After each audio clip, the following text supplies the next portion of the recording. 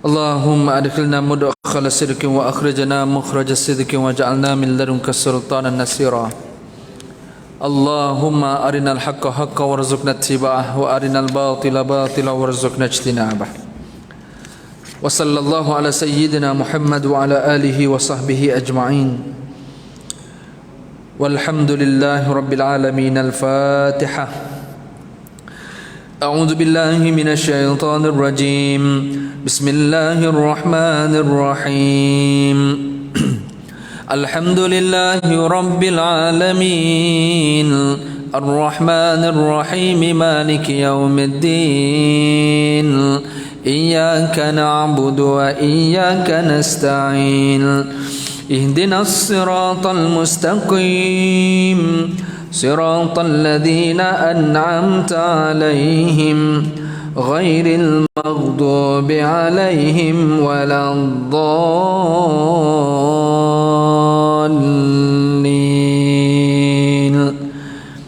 آمين.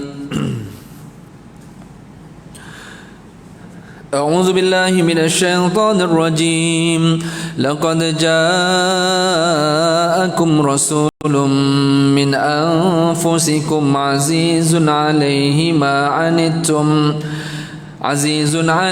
ما عنتم حريص عليكم بالمؤمنين رؤوف رحيم. فإن تولوا فقل حسبي الله لا إله إلا هو عليه توكلت وهو رب العرش العظيم. صدق الله العظيم. Alhamdulillah, syukur pada Allah Subhanahu Wa Taala. Allah memberikan kita dapat bersama pada malam ni bukan sekadar untuk solat maghrib, tapi Allah bagi kita peluang malam ni lepas maghrib kita boleh stay duduk kat masjid. Dan bukan benda ni boleh buat sepanjang masa. Ada ketikanya lepas maghrib kita ada komitmen nak kena keluar kejap, nanti kan isyak datang balik. Ada time yang kita maghrib pun tak sempat sampai, isyak baru sampai. Tapi alhamdulillah malam ni Allah himpunkan kita bukan sekadar boleh datang masjid semayang, dan Allah beri kita peluang dan ruang untuk kita duduk kekal dalam masjid. Dan kita isi masa dalam setengah jam lebih ni untuk kita dekat dengan Rasulullah sallallahu alaihi wasallam. Tuan-tuan sekalian, perbincangan kita malam ni kita nak teruskan menerusi kitab Syama'il Muhammadiyah, iaitu kitab hadis yang dihimpunkan oleh Imam At-Tirmidzi. Imam At-Tirmidzi menghimpunkan hadis-hadis yang berkaitan tentang peribadi Rasulullah ataupun biografi Rasulullah sallallahu alaihi wasallam.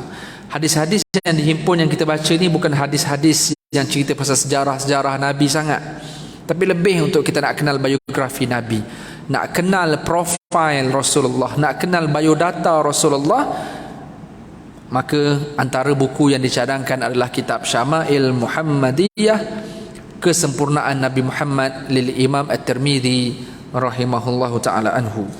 Tuan-tuan sekalian, insya-Allah malam ni perbincangan kita nak masuk bab yang ke-9. Setelah kita bincang panjang tentang pakaian Rasulullah ataupun desain, jenis material kain yang Nabi pakai, macam mana desainnya, potongannya, stylenya, tu kita dah bincang sesi yang lepas, beberapa bulan yang lepas. Malam ni insya-Allah kita nak masuk satu tajuk yang ringkas, iaitu tentang cara kehidupan Rasulullah dan para sahabat. Ada dua hadis dalam tajuk ini untuk kita tahu sedikit juga tentang macam mana kita kata realiti kehidupan Nabi dan para sahabat. Ada dua hadis je. Selepas tu kita akan masuk pula bab yang cerita pasal kasut ataupun capal yang dipakai oleh Rasulullah sallallahu alaihi wasallam. Tuan-tuan sekalian, dua hadis malam ni iaitu majaa fi aishi Rasulillah, iaitu tentang kehidupan Nabi dan juga sahabat.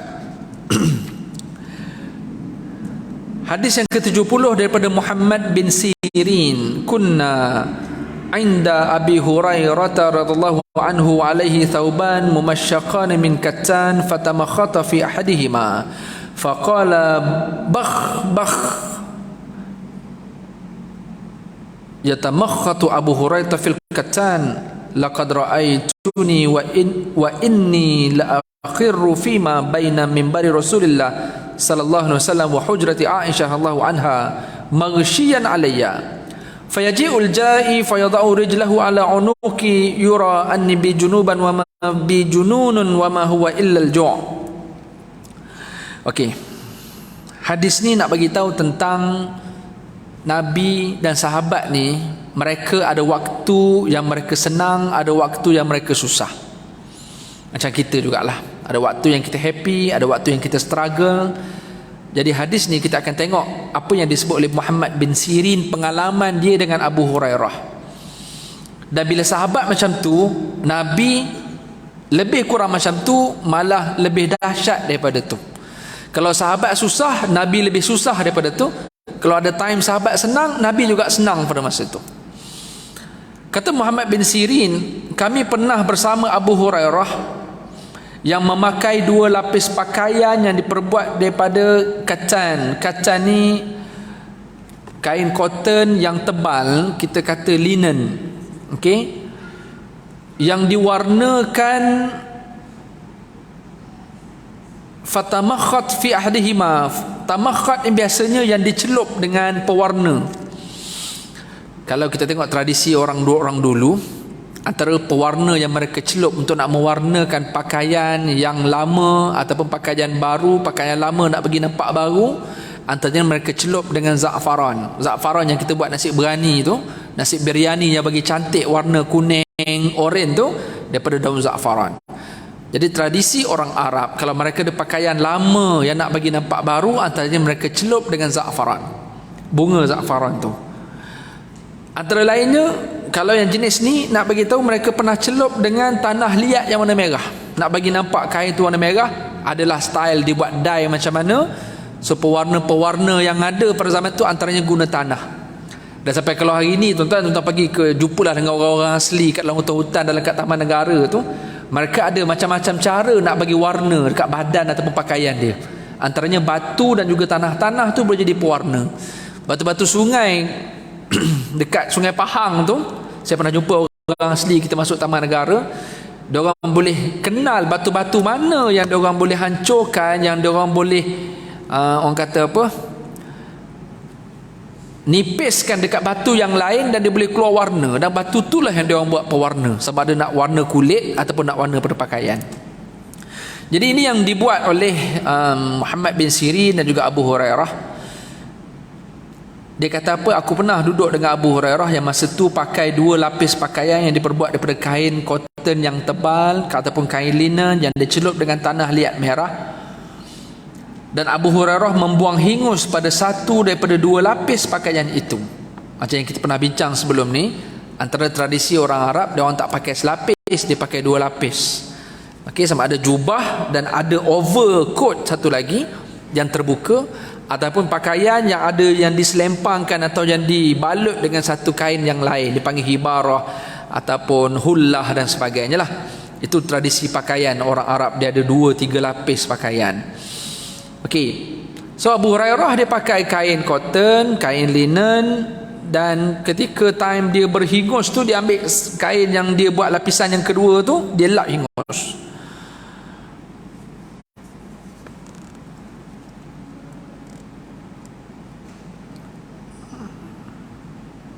Faqala bakh.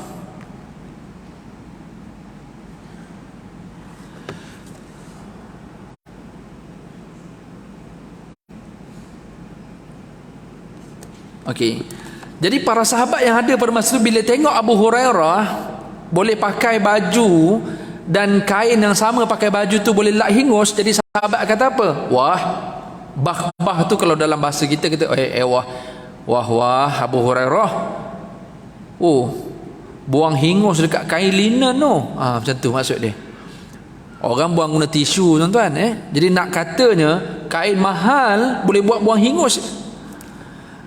Ni maknanya apa? Masa ni, ketika ni para sahabat tengah senang. Padahal dahulu aku melihat diriku, kata Muhammad bin Sirin, sampai tersungkur di antara mimbar Rasulullah dan juga bilik Sayyidatina Aisyah disebabkan disebabkan kelaparan. Ketika itu seseorang pernah datang menginjak leherku kerana menyangka aku orang gila walhal aku kelaparan. Nak bagi tahu sahabat ni ada ketika dia orang ni sampai berpakaian orang nampak macam orang gila, punya buruk pakaian, dia sampai lapar, tak ada makanan, sampai kalau kata Muhammad bin Sirin sampai tersungkur depan bilik ataupun depan mimbar Rasulullah dekat dengan bilik Aisyah, kawasan Raudhah itulah. Nak bagi tahu sahabat ada ketikanya waktu susah dan ada ketikanya ni waktu senang tuan, dapat baju yang bagus, boleh relax je lak hingus guna baju tu. Ini antara kehidupan para sahabat. Begitulah juga kehidupan Rasulullah sallallahu alaihi wasallam. Senang cerita tuan-tuan, yang ada kawan-kawan lama, contoh dulu zaman susah, tiba-tiba sekarang zaman senang. Tiba-tiba bila yang kawan-kawan yang dulu pernah sama-sama susah ni bila tengok kawan dah senang, maka inilah antara perbualan mereka. Oh dahsyat kau sekarang Kau ingat tak dulu kita pernah menolak sama-sama naik motor zaman susah. Sekarang ni aku tengok kau punya kereta lain macam Alhamdulillah. So ni antara perbincangan para sahabat. Benda yang normal kita sebagai manusia, ada time kita susah, ada time kita senang. Hadis yang lain daripada Malik bin Dinar, ma syabi'a Rasulullah sallallahu alaihi wasallam min khubzin qattun. Nak tengok realiti kehidupan Nabi dengan sahabat, kata Malik bin Dinar, Rasulullah tidak pernah sekali pun kenyang makan roti ataupun daging, wala lahmin illa ala dhafaf. Rasulullah ni tak pernah pun kenyang makan roti ataupun daging kecuali sekiranya dapat makan ramai-ramai, sama ada kenduri ataupun makan ramai-ramai yang dihidangkan banyak. Kalau sendiri-sendiri ni tak adalah. Dan Malik bin Dinar pun berkata, sa'altu rajulan min ahli al-badiyah ma ad-dhafaf faqala ayyatana wala ma'an nas. Dhafaf ni bahasa orang Badui, orang kampung, orang Arab kampung, orang Arab pedalaman.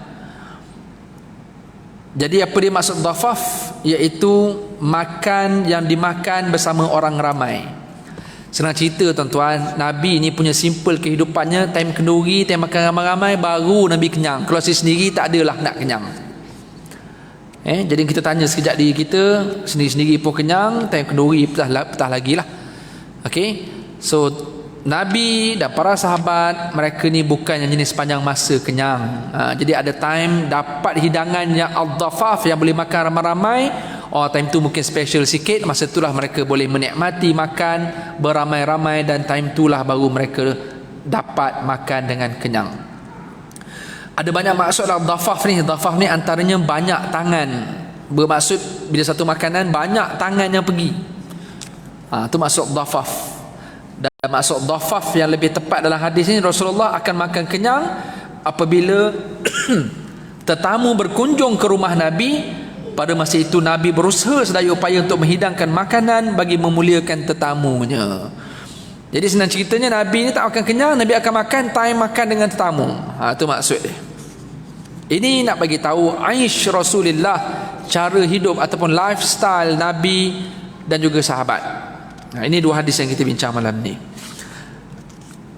Jom kita masuk kepada bab yang seterusnya, maja'a fi khuffi Rasulillah, cerita pasal kasut Nabi.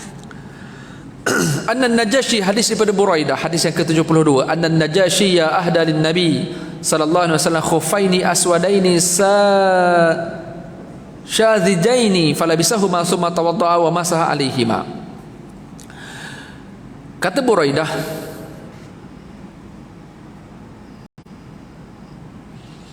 sesungguhnya Raja Najashi menghadiahkan sepasang khuf, iaitu kasut kulit warna hitam, kepada Rasulullah sallallahu alaihi wasallam, dan Nabi memakai kasut khuf itu, dan Nabi pernah berwuduk dan hanya menyapu air ke atas khuf, dan Nabi tidak buka, Nabi tidak basuh kaki, Nabi tak tanggalkan khuf, tapi Nabi sapu di atas khuf.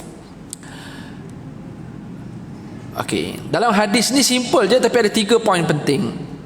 Pertama, Nabi, antara jenis pakaian pada kaki Nabi ada 2 jenis. Satu kasut yang namanya khuf, kasut kulit yang tinggi, yang parasnya atas buku lali, dan dia kulit atas bawah keliling semua kulit.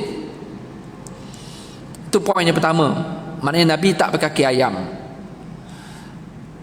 Yang kedua poinnya adalah Nabi menerima hadiah daripada orang bukan Islam. Ini keharusan untuk terima hadiah daripada orang bukan Islam. Dah kena ingat tuan, ni kasut kulit. Dan Nabi tak ada query pun ni sembelih tak sembelih binatang ni macam mana, Nabi tak query. Nanti kita akan jumpa hadis lain daripada Dihya pun sama juga, kita akan bincang nanti. Nabi tak ada query langsung binatang ni bangkai ke, ni kulit apa ke, Nabi tak query. Itu kita akan bincang kejap. Nak bagi tahu poin yang kedua, boleh terima hadiah daripada orang bukan Islam. Poin yang ketiga nak bagi tahu, Nabi pakai kasut kulit dan sebagai satu rukhsah dalam bidang fiqh dalam tajuk wuduk, iaitu yang sepatutnya basuh semua anggota wuduk, muka, tangan, kepala, kaki ni, basuh ratakan air pada anggota ni. Tapi dalam bab kasut, bagi orang yang pakai kasut khuf atau mana-mana kasut kulit yang susah nak ditanggalkan, dan untuk rukhsah untuk memberikan keringanan dan memudahkan orang beribadat, maka datang satu syariat daripada Nabi, boleh tak payah basuh kaki, tapi boleh sapu saja atas kasut kulit tadi. Okey, yang tu dalam satu tajuk dalam kitab fiqh dia panggil mashu alal khufaini, menyapu di atas dua khuf. Yang tu ada detail dia lah, panjang lah cerita pasal khuf tu tuan-tuan. Okey, kalau nak ringkaskan cerita pasal khuf ni, kita kat Malaysia mungkin tak pakai sangat, tapi bagi orang yang duduk di negara 4 musim, khususnya ketika musim sejuk, mereka akan pakai khuf. Tambah pula kawasan yang jenis tak ada water heater, maka lagilah dia akan pakai kasut-kasut macam ni, yang akhirnya memudahkan dia orang, tak payah nak basuh kaki sejuk-sejuk. Time berwuduk, dia boleh sapu saja atas kasut tersebut. Dan dia ada syarat-syarat. Antara syaratnya apa dia tuan-tuan? Kasut tu mesti kasut kulit yang air tak boleh tembus. Okey, kalau tembus, no point, bebek basuh kaki. Yang kedua, kasut kulit tu dia tinggi atas buku lali. Ini syarat yang kedua kasut kulit tadi. Bila atas buku lali, berarti dia ada kepayahan nak buka cabut, maka atas dasar kepayahan itu, maka dalam kaedah fiqh disebut masyaqqah tajlibut taisir, maka ada kemudahan. Islam datang nak bagi mudah supaya orang senang nak sembahyang, tak payah nak tanggal kasut, buka kasut, tanggal kasut, buka kasut, nak ambil wuduk. Jadi sapu je atas kasut. Antara syarat yang ketiga apa dia? Bagi orang yang bermukim, dia boleh sapu atas kasut tu tanpa perlu basuh kaki sehari semalam. Bagi orang yang bermusafir, dia boleh sapu atas kasut tu 3 hari 3 malam. Syarat yang keempat bagi orang yang pakai khuf ni, kadar ataupun tempoh sapuan itu adalah bermula setelah dia berhadas. Pening tuan-tuan, macam mana cara nak kira tu? Contoh kalau tuan-tuan berwuduk pukul, syarat dia syaratnya tuan-tuan nak pakai kasut khuf tu, tuan-tuan mesti dalam keadaan suci.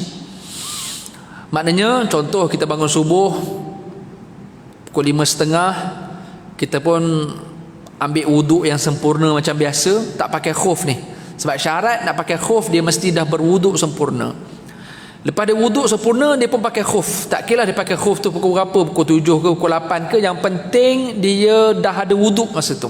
Dan dia pakai khuf dalam keadaan dia masih berwuduk. Okey, so let's say lah dia pakai khuf tu masa time dia nak pergi kerja pukul 7 atau pukul 8. 2 jam selepas dia ambil wuduk pukul 5.30, pukul 6 tadi, dia tak batal lagi wuduk, dia masih suci. 2 jam tu dia masih tak batal wuduk dan dia pakai kasut. Dia start berhadas bila? Dia start batal wuduk, contoh kita kata pukul 10 pagi. 2 jam lepas tu pula pukul 10 baru dia start batal wuduk. So, tempoh orang ni dibenarkan untuk menyapu air atas khuf tanpa perlu basuh kaki bermula start dia berhadas. Dia berhadas pukul 10. Jadi kalau orang bermukim pukul 10 pagi hari ni sampailah 10 pagi esok, mana-mana waktu yang dia berwuduk, contoh Zuhur kejap lagi pukul 1 tu, dia pun nak sembahyang Zuhur, pukul 1 dia ambil wuduk. Dia pun basuh muka, basuh tangan, basuh kepala. Kat kaki dia ada khuf yang dia pakai, maka dia tak payah buka kasut tu. Dia pun ambil air basahkan tangan, dia pun sapu je atas khuf tu. Dan dia boleh buat benda tu berterusan sampai pukul 10 pagi esok. Dengan syarat dia tak cabut sebelah atau dua-dua belah kasut tadi. Okey. Tak apalah, tak faham pun. Nak faham, time nak buat, nak pakai khuf tu, masa tu tuan-tuan buatlah kajian pasal cara nak pakai khuf. Kalau sekarang faham pun, tak buat pun, tak, no point. Macam orang khusus umrah tapi tak pergi umrah, macam tu lah. Time dia akan terus pening. Orang yang buat kursus haji selagi tak pergi-pergi haji, selagi tu dia pening. Jadi tuan-tuan refer balik tajuk khuf ni, time nak pakai khuf. Sama kes macam tayamum lah, belajar bab tayamum tapi tak buat-buat, pening. Duk pening pasal tayamum, macam mana nak nipiskan debu, macam mana nak tepuk, nak sapu macam mana. Teknikalnya akan faham, time buat. So khuf ni nampak macam very technical, ya, tapi dia adalah sangat mudah dan dia memang memudahkan. Dan yang paling mudah tuan-tuan pergi travel overseas lah, senang cerita. Tuan-tuan pakai kasut, naik flight lagi kasut dengan stokin lagi dengan kasut lagi, kasut pula susah nak tanggal, kasut tu pula tebal. Walaupun bukan kulit, maka ulama bincang macam mana kalau bukan kasut kulit, boleh tak? Maka ada pendapat dalam pandangan mazhab yang membenarkan kita sapu atas kasut walaupun bukan kasut kulit, dengan syarat ada kepayahan ketika nak berwuduk tu. Okey, so tuan-tuan bayang, tuan pergi Europe sebagai contoh, nak masuk toilet, nak buka kasut toilet pula, tempat wuduk pun tak ada, surau pun tak ada. Tuan-tuan nak berwuduk dekat sinki, nak buka kasut, nak angkat kaki atas sinki, payah tuan-tuan.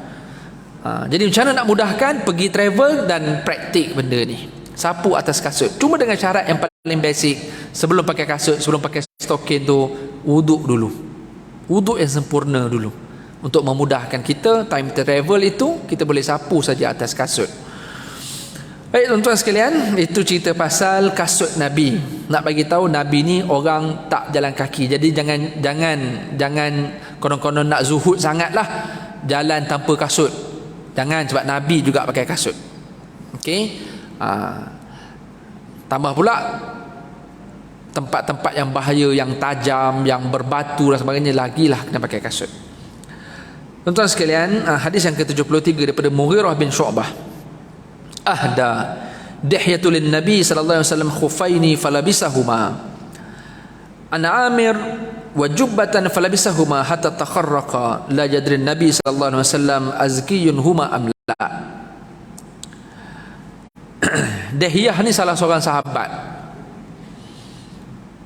yang dia ni memiliki rupa paras yang tampan. Di kalangan sahabat-sahabat, Dihyah ni handsome lah. Okey. Dan dia bukan sekadar handsome, dia ni disukai ramai. Dan dia suka, orang suka dia ni bukan sebab dia handsome je. Antara orang suka dia sebab dia suka bagi hadiah ke orang. Dan dia pernah memberi hadiah kepada Rasulullah sallallahu alaihi wasallam, iaitu apa? Sepasang khuf, sepasang kasut kulit tadi, dan Nabi pakai. Kata Amir Asy-Sya'bi, ada perawi lain dia tambah dekat hadis ni, pernah juga dia hadiahkan kepada Nabi jubah. Kita pernah bincang sesi yang lepas, jubah ni maksudnya yang ada collar, yang tangan panjang, ada cuff. Kalau tak ada collar macam ni, tangan panjang dah terbuka, tu namanya qamis. Tu kita bincang sesi yang lepas pasal design pakaian Nabi. Jadi Dihyah ni bukan sekadar pernah hadiahkan kasut, dia pernah hadiahkan jubah pada Nabi, dan Nabi pakai jubah tu sampai koyak. Maknanya Nabi sukalah, pakai betul-betul. Dan dalam cerita kasut kulit ni, Nabi tak tahu pun, dan Nabi tak query, tak tanya, tak detailkan pun kulit ni daripada haiwan sembelih ke atau tak. Okey. So macam kita hari ni lah, pakai handbag ke, pakai tali pinggang kulit ke, kasut kulit ke. Let's say lah kalau made in Italy tuan-tuan, kasut kulit kita kulit lembu, confirm bukan kulit babi lah. Kita kenal kulit babi yang ada 3 titik tu kan.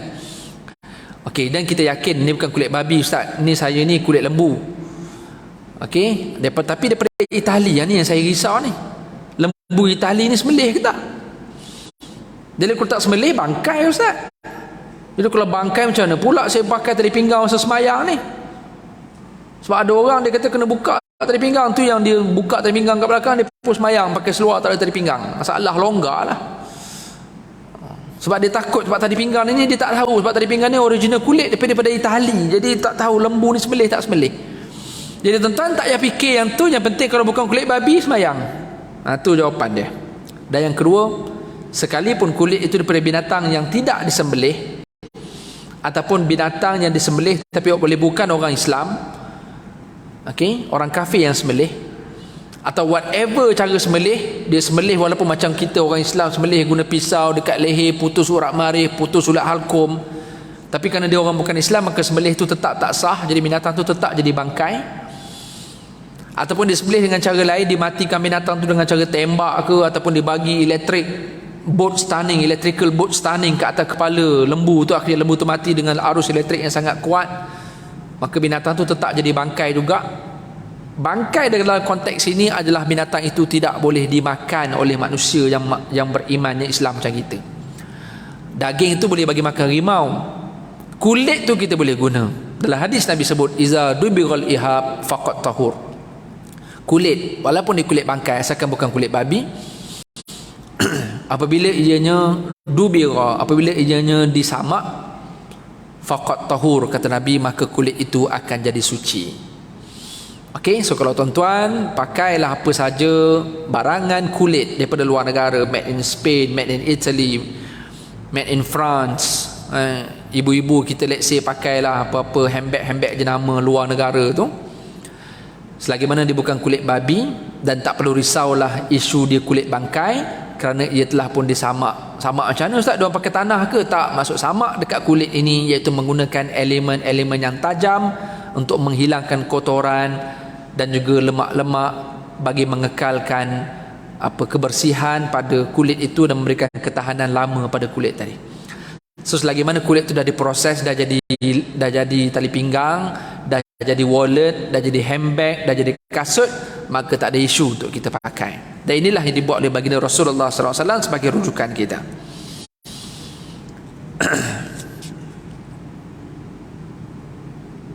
So daripada poin ini, bukan sekadar nak bagi tahu kepada kita tentang Nabi ni pakai kasut. Dan kasut-kasut Nabi ni ada yang Nabi pakai, antaranya hadiah daripada Dihyah, hadiah daripada Raja Najasyi, Raja Kristian yang akhirnya Raja itu masuk Islam pada tahun ke-6 Hijrah. Lepas peristiwa Hijrah, sebelum Hijrah, Nabi hantar sahabat ke Abbasiyah, ke Abyssinia ataupun Ethiopia ataupun Habsyah. Pada zaman dulu panggil Habsyah. Raja Najasyi ni Raja Habsyah, orang kulit hitam. Kalau siapa yang pernah pergi Mekah sebelum tahun 2003 atau 2004, sebelum tahun tu entah akan jumpa lagi orang-orang Habsyah yang bawa orang tawaf keliling Kaabah guna stretcher tu. Sebelum tahun 2004. Selepas sekarang ni tak adalah semua pakai kursi roda je lah kan. Dia dah tolak pakai kursi roda ataupun pakai motor elektrik je. Kalau zaman dulu dekat keliling Kaabah tu kita boleh jumpa lagi orang Habsyah yang jadi petugas-petugas yang kita bayar untuk bawa orang yang tak larat nak tawaf, duduk atas kursi ataupun duduk atas stretcher. Ada 4 orang Habsyah, badan besar-besar, kulit hitam, itu orang Habsyah. Siapa raja dia orang ni? Raja Najasyi. Dia raja Kristian tapi dia baik, raja Nasrani. Dan sebelum berlakunya hijrah, Nabi pernah hantar sahabat-sahabat yang daripada Mekah yang tengah bergolak politik, yang kena seksa, yang kena zalim ni. Akhirnya Nabi kata, korang pergilah ke Habsyah, dekat situ ada raja yang baik, korang akan selamat dekat sana. So ada lebih kurang 70 orang sahabat yang pergi sana, dan mereka duduk di bawah naungan Raja Najasyi, raja yang baik, yang pemurah, yang baik hati, sehingga kan pembesar Quraisy Mekah pergi sanggup ke Ethiopia, pergi ke Habsyah, nak minta balik 70 orang Mekah ni, orang-orang Muhammad ni. Raja Najasyi kata, dia orang-orang baik, apa hal pula korang nak kacau dia? Walaupun orang Mekah tawarkan hadiah-hadiah pada Raja Najasyi tak terima, tuan-tuan. Dan akhirnya orang-orang sahabat-sahabat Nabi itu mereka kekal duduk dekat Habsyah, dan sebab tu Islam berkembang dekat Ethiopia. Kalau tuan-tuan pergi ke Ethiopia hari ni, ada satu kampung di kawasan Raja Najasyi ni, kawasan orang Islam. Tuan-tuan boleh tengok dia orang ni walaupun kulit hitam tapi pakai kain sarung macam kita ni. Antara 2 negara yang saya pernah tengok orang yang bukan Melayu, bukan Indon, bukan Thailand, tapi pakai kain sarung, dekat Ethiopia dan juga dekat Yaman. Kalau negara lain tuan-tuan pergi pakai kain sarung, tuan-tuan dia orang gelakkan kita sebab pakai kain sarung ni orang perempuan. Saya duduk Mesir lama tuan, kalau kita pakai kain sarung pergi masjid macam malam ni pakai kain sarung tuan, kita lalu kat tepi kedai tu dia orang gelak-gelak kita. Sebab konon-konon kita ni macam LGBT pula. Sedangkan dia orang lupa Nabi juga pernah pakai kain yang namanya izar. Tak apalah, kita maafkanlah dia orang. So kawasan Habsyah hari ni, kawasan Ethiopia ni, tuan-tuan pergi kawasan tu, tuan-tuan boleh jumpa kubur makam Raja Najasyi. Besar kubur tu, besar, lebih kurang daripada hujung dinding tu lebih kurang sampai meja ni kot. Bukan sebab raja tu besar, sebab ditanam dalam tu ada banyak dia, dan juga ada beberapa sahabat Nabi juga ditanam di tempat yang sama. Makhluk yang besar ni Nabi Adam saja tuan-tuan, 60 hasta tinggi, 30 hasta Tapak kaki saja 30 hasta.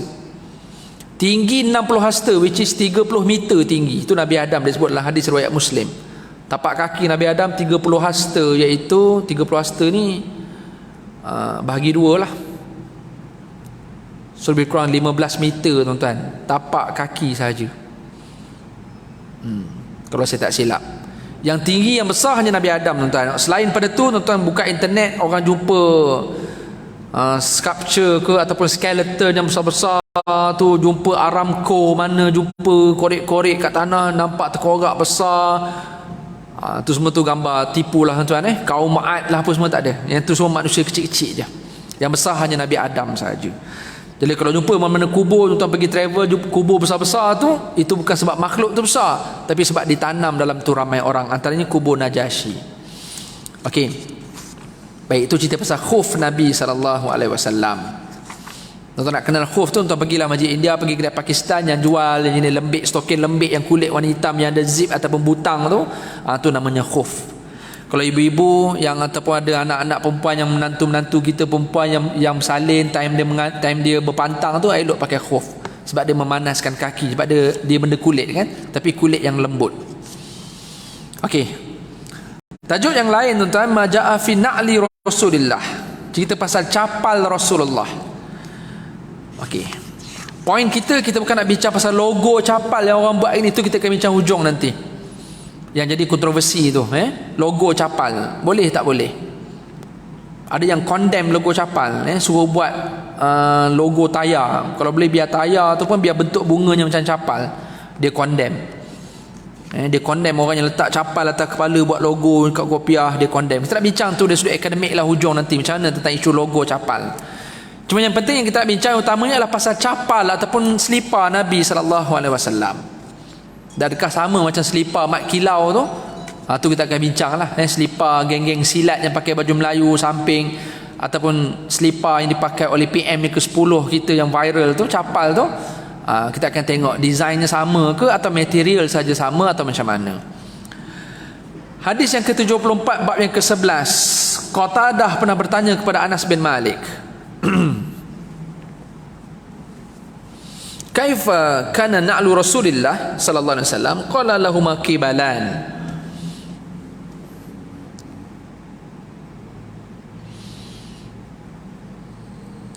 Qatadah pernah tanya Anas bin Malik. Anas bin Malik ni, dia ni 10 tahun berkhidmat dengan Nabi. Jadi banyak barang-barang Nabi ni dia lagi kenal lah.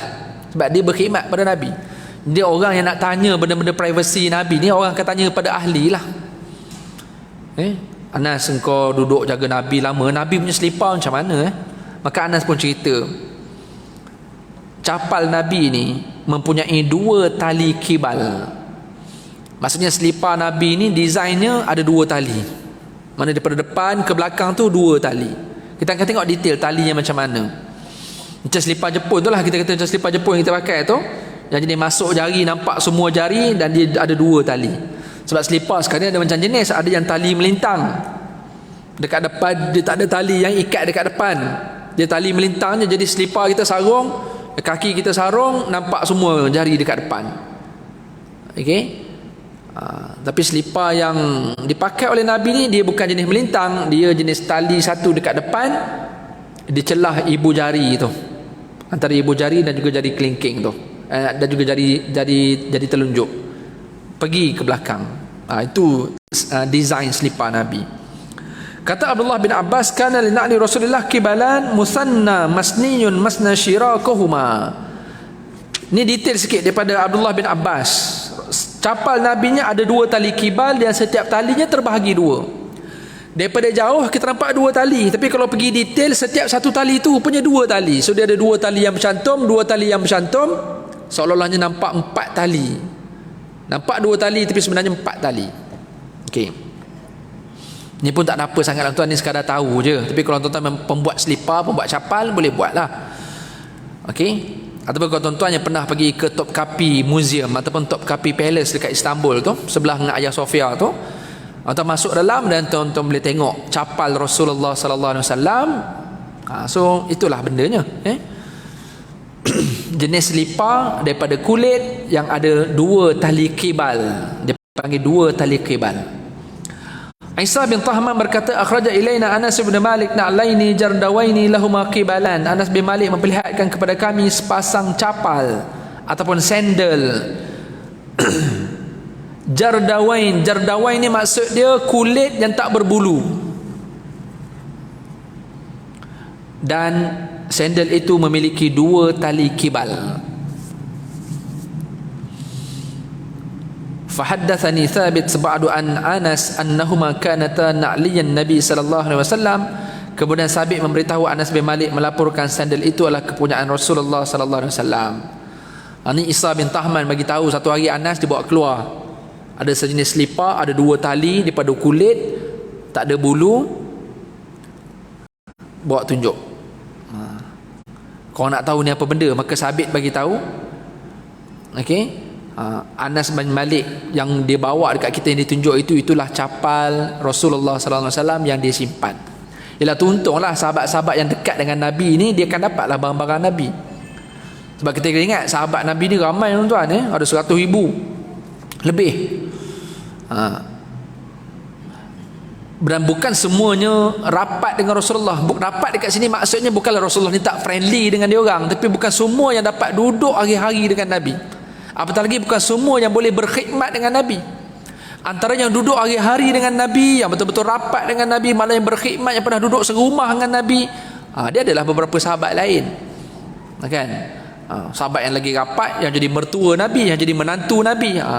Tapi ada sahabat yang dia sekali je tengok Nabi ketika Nabi hidup, dan dia beriman ketika Nabi hidup, dia jadi title sahabat. Tapi itulah satu-satunya masa dia sempat tengok Nabi. Jadi dia ni taklah rapat dengan Rasulullah, yang jenis pergi mengembara dan sebagainya. Tapi dia dapat title sahabat juga. Tapi ada sahabat yang dia rapat, malah yang berkhidmat dengan Rasulullah. Okey.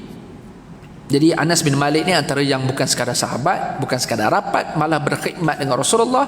Dan orang yang rapat dan berkhidmat ni semestinya dia dapatlah khazanah Rasulullah SAW. Bila Rasulullah mati, Rasulullah wafat, maka Anas ni antara yang menyimpan banyak khazanah Rasulullah SAW.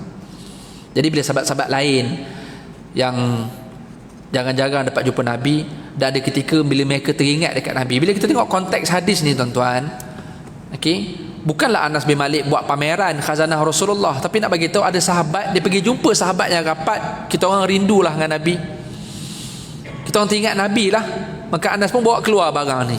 Ada orang yang purposely pergi rumah orang ni, kami nak tengoklah jubah Nabi, jumpa dengan Aisyah, maka Aisyah pun keluarkan 2 helai pakaian. Aisyah jawab, inilah yang Nabi pakai masa Nabi meninggal, masa Nabi wafat tu, inilah, ni selai baju atas dengan kain bawah ni. Dia nak bagi tahu ada sahabat yang berteringat Nabi, mereka akan cari jalan macam mana nak recall ingatan dia orang dengan Nabi. Jadi atas apa jua cara lah, macam kita hari ni tuan sabut maulid Nabi dan sebagainya, kita tak dapat tengok khazanah Nabi. Atau kalau kita pergi mana-mana muzium yang buat pameran pun barangkali replika. Kalau replika kena bagi tahu replika, kalau original kena bagi tahu original. Kalau original kena make sure dia ada dia punya surat mutawatir dia semua tu. Kalau replika cakap replika. Kita yang tengok replika pun dah excited tu, belum dapat pegang yang original lagi. Jadi nak bagi tahu tak salah tuan-tuan untuk menyimpan khazanah.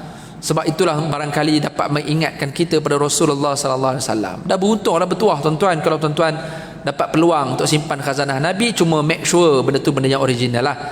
Takut-takut tuan-tuan kena scam je. Dia potong mana-mana sejadah entah. Dia kata ini kelambu makam Rasulullah, dijual ribu-ribu, tuan-tuan beli. Tentang sejadah beli kat coket mana-mana, kita pun tak tahu. Tiba-tiba dia claim ini warna hijau ni, tuan tengok dekat makam Nabi tu, dalam tu memang warna hijau. Oh, kita pun percaya, tak pasal-pasal. Jadi kena tengok jugalah Okey. Hadis yang lain daripada Ubaid bin Juraij. Inni ra'aitu Rasulullah sallallahu alaihi wasallam yalbasu an-ni'al allati laysa fiha sya'r wa yatawaddau fiha fa ana uhibbu an albasaha.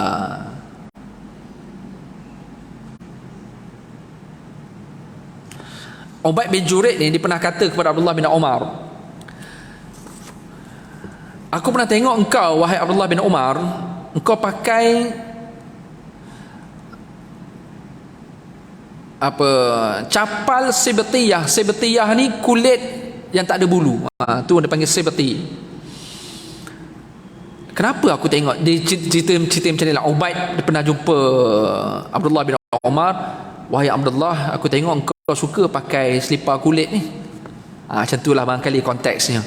Maka Abdullah bin Umar pun jawab, sebab aku pakai benda macam ni sebab aku lihat Nabi pakai selipar yang tak ada kulit ni. Dan baginda pernah berwuduk dengan tidak lepaskan selipar tu. Oleh sebab tu aku suka pakai selipar yang jenis yang Nabi suka pakai tu. Tuan boleh faham tak?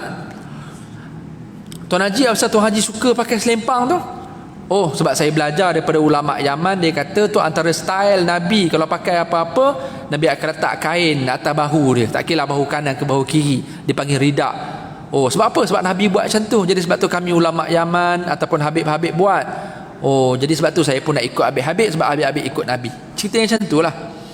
Jadi benda yang sama lah. Ubaid bin Juraij pernah bertanya kepada Abdullah bin Umar, dan Abdullah bin Umar lebih rapat, lebih tahu tentang profil Nabi, dan dia buat apa yang Nabi buat. So bila sahabat-sahabat yang jauh sikit daripada Nabi, so dia tanya, dan dia kenapa engkau buat? Sebab aku tengok Nabi buat, sebab tu aku buat.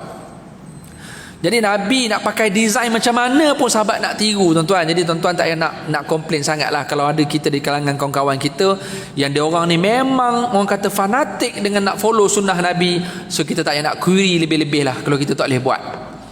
Yang penting dia orang tak sesat, dia orang tak kacau kita, dan dia orang buat tu ada sandaran-sandarannya, selagi mana tidak mengganggu akidah, maka jalanlah. Cukup-cukuplah bergaduh, tuan-tuan. Ni kadang-kadang bab sunnah Nabi pun nak bergaduh, bab capal Nabi pun nak bergaduh. Okey.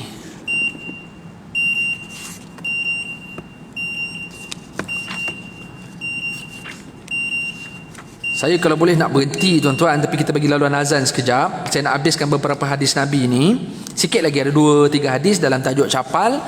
Kita bagi laluan azan sekejap. Lepas tu tuan bagi saya masa 2-3 minit. Kita habiskan 2-3 hadis. Lepas tu kita boleh terus semayang insya-Allah.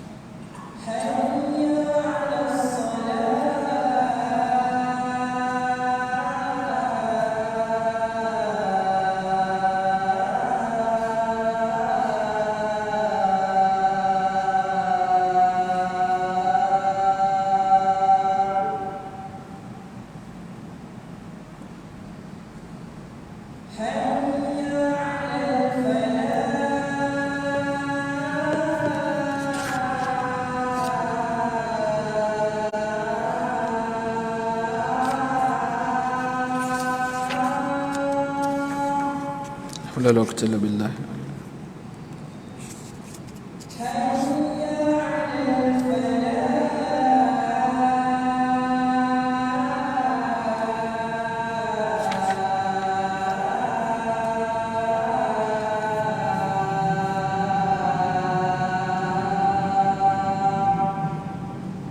La ilaha illa billah.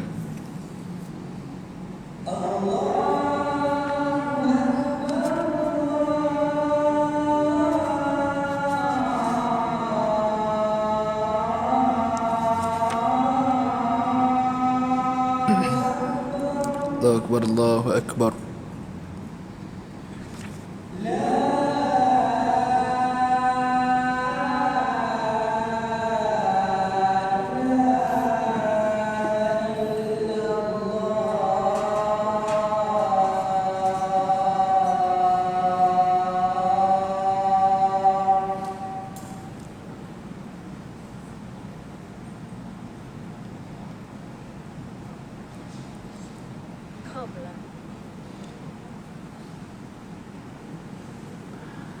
اللهم صل على محمد وعلى ال محمد اللهم رب هذه الدعوة التامة والصلاة القائمة سيدنا محمد الوسيلة والفضيلة والشرف والدرجة العالية الرافعة باسم مقام محمود الذي وعدته إنك لا تخلف الميعاد.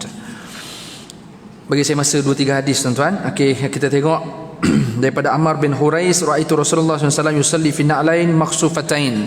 Nabi ni, tajuk ni bincang Nabi ada selipar, ada sandal, ada capal.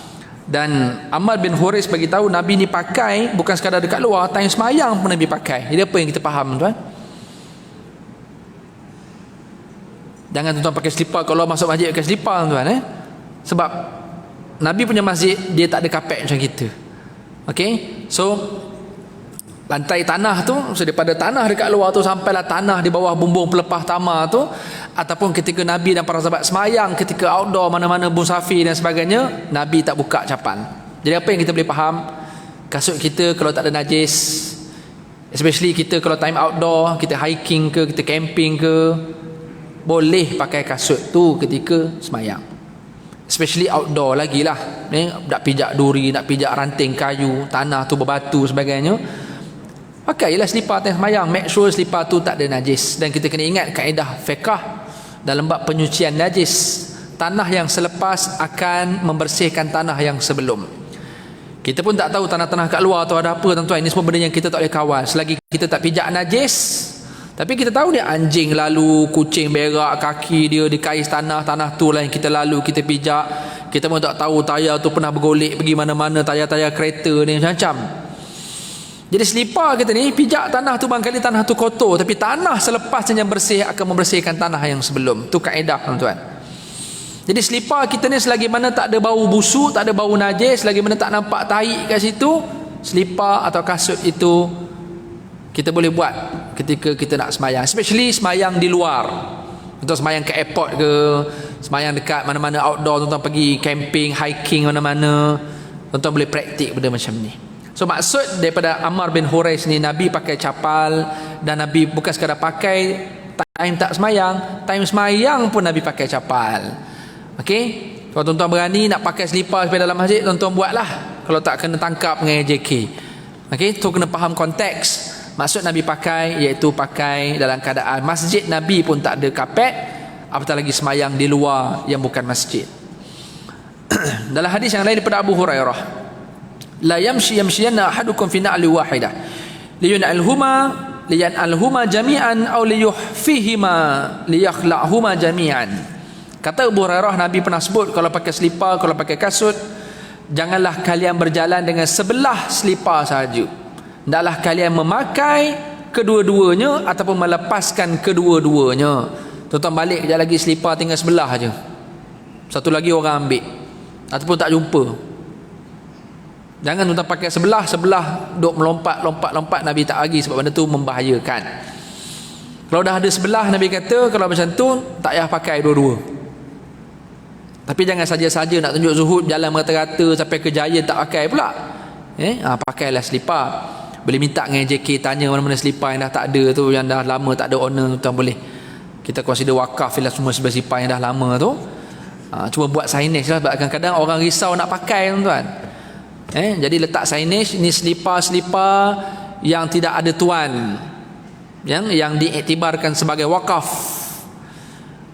Jadi tuan-tuan legalah sikit nak pakai, sebab kalau tak selipar tu terus rosak begitu je lah. Kita nak pakai pun tak berani, tuan sendiri pun tak claim. Jadi sudahnya rosak begitu, lama-lama ambil buang tu sampah, kan dah rugi. Jadi kita boleh bincang benda yang tu, buat satu section selipar-selipar tidak bertuan. Okey. Dan kalau tuan-tuan terpakai selipar orang, maklumlah jenama sama tuan-tuan, tapi Tuhan yang bagi kita insting, bila kita sarung tu kita boleh rasa macam lain tuan-tuan. Okay, so then bila tuan-tuan sampai rumah, tolong clarify balik, betul ke dia selipar aku? Cek saiz rupanya memang salah, tapi dah brand sama. Jadi kalau rasa tak selesa tu, balik masjid, esok ke pulang baliklah selipar tu. Ini rasa ragu-ragu tu sampai setahun ragu-ragu tuan-tuan. Akhirnya tuan badan hilang selipar, tak dapat balik selipar yang dia sayang. Jadi kita kalau rasa terpakai selipar orang, pulang baliklah. Okey. Especially selipar penceramah pun dah hilang selipar tuan-tuan. Pulangkan baliklah kalau terambil. Okey. So jangan pakai sebelah tuan-tuan. Kalau jumpa sebelah, tanggalkan dua-dua, tak payah pakai langsung, dan cepat-cepatlah cari selipar untuk pakai dua-dua belah. Hadis yang lain yang disebut oleh Jabir, Nabi SAW naha ayyakula ya'ni rajula bishimali aw yamshi fi na'li wahidah. Kata Jabir bin Abdullah, sesungguhnya Rasulullah melarang seseorang makan dengan tangan kiri, ataupun Nabi pernah melarang supaya manusia jangan berjalan dengan sebelah selipar. Hadis yang lain daripada Abu Hurairah, Nabi menyatakan izan ta'ala ahadukum faljabda bil yamin wa izan naza'a faljabda bis shimal faltakunil yumna al yaminu awwaluhuma tun'alu wa akhiruhuma tunza'u. Apabila seorang di kalangan kamu memakai capal, memakai selipar ke, pakai kasut ke, mulakan dengan sebelah kanan. Walaupun kita keluar masjid kaki sebelah kiri, tapi make sure time sarung selipar belah kanan. Especially keluar masjid sebelah kiri, kaki ni especially keluar daripada dewan solat tuan-tuan. Dekat tangga tu tak apalah, nak kiri kanan tu dah bukan isu dah. Isu utama keluar masjid ni maksudnya tempat semayang yang utama ni, dewan utama ni. So tuan-tuan keluar di mana-mana pintu kuning ni, ataupun ibu-ibu keluar daripada pintu kaca belakang glass door tu, yang tu keluar kaki kiri, tu sunnahnya, masuk kaki kanan. So tapi time sarung selipar dan kasut, Nabi kata jadikan sebelah kanan ni yang dimulakan nak pakai dengan sebelah kanan, dan ketika nak lepas mulakan dengan sebelah kiri. Ni hadis ni nampak simple tuan-tuan. Bak sarung sebelah kanan ni kita mungkin boleh buat, tapi nak lepas sebelah kiri ni kadang-kadang kita main lepas je. So bolehlah praktik slow-slow juga sebagai tanda kita ni nak amal sunnah Nabi. Kita bukan sekadar nak pakai sebelah kanan, tapi time nak cabut sebelah kiri dulu. Walaupun sama je ustaz, kiri kanan pun sama juga, aku jalan elok je. Ya, dia bukan isu elok tak elok, ikut nak sunnah Nabi. Kata Aisyah dalam hadis yang lain, hadis ke-83, karena Rasulullah SAW yuhibbu tayammun man istata'a fi tarajjulih wa tana'ulih wa tuhurih. Kata Aisyah, Rasulullah akan selalu cuba memastikan pada tiga benda. Nabi akan mendahulukan anggota kanan pada tiga benda. Yang pertama, fit tarajjul, ketika nak sikat rambut. Sikat rambut ke, gunting rambut ke, start belah kanan. Apa-apa berkaitan nak merapikan rambut, start belah kanan. Tapi yang lebih spesifik dalam bab nak sikat. Yang kedua, tana'ul, ketika pakai selipar atau pakai kasut, start kaki kanan dulu. Dan yang ketiga, wa tuhurih, ketika nak bersuci, ketika nak berwuduk, nak mandi wajib, Nabi akan start belah kanan dulu. Hadis yang terakhir daripada Abu Hurairah, kana li na'li Rasulullah sallallahu alaihi wasallam kibalan wa Abi Bakr wa Umar radhiyallahu anhuma wa awwalu man aqada 'uqdan wahida Utsman radhiyallahu anhu. Kata Abu Hurairah, capal ataupun selipar Nabi ni sama macam zaman Abu Bakar, zaman Umar sama. Yang dua tali kibal, maknanya daripada depan antara ibu jari dengan jari telunjuk tu ada tali yang ikat dua, dia pergi ke belakang. Selipar Jepun lah kita kata. Sayyidina Abu Bakar pun pakai selipar macam tu, design macam tu. Sayyidina Umar pun macam tu. Wa awwalu man aqada aqdan wahida, orang pertama yang pakai satu tali melintang ni siapa? Utsman radhiyallahu anhu. Sayyidina Utsman yang start pakai design style barulah. Okey, style Gucci tu barangkali, selipar apa melintang tu kan. Jadi tak ada isu lah, yang penting pakai selipar tuan.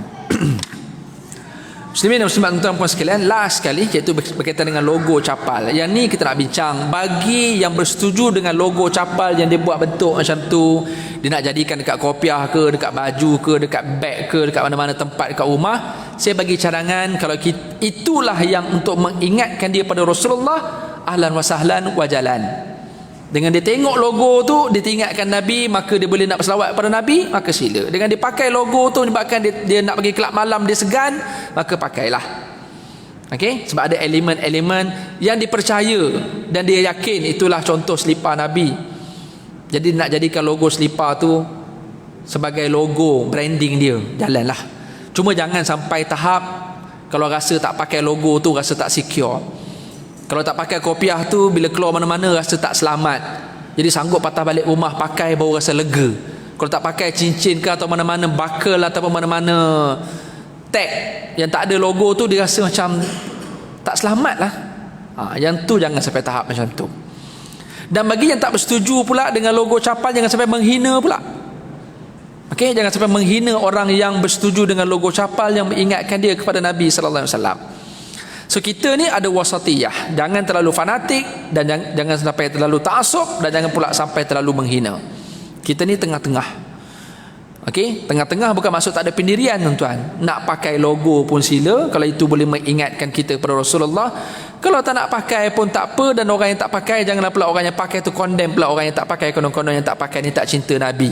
Kami yang pakai yang ada logo adalah yang paling cinta Nabi. Pun tak pula macam tu. Dan jangan pula sampai condemn, suruh letak pula dekat tayar kereta, buatlah logo capal kat tayar kereta. Tak payahlah pula nak buat ayat-ayat sentimen-sentimen sarkastik macam tu pula.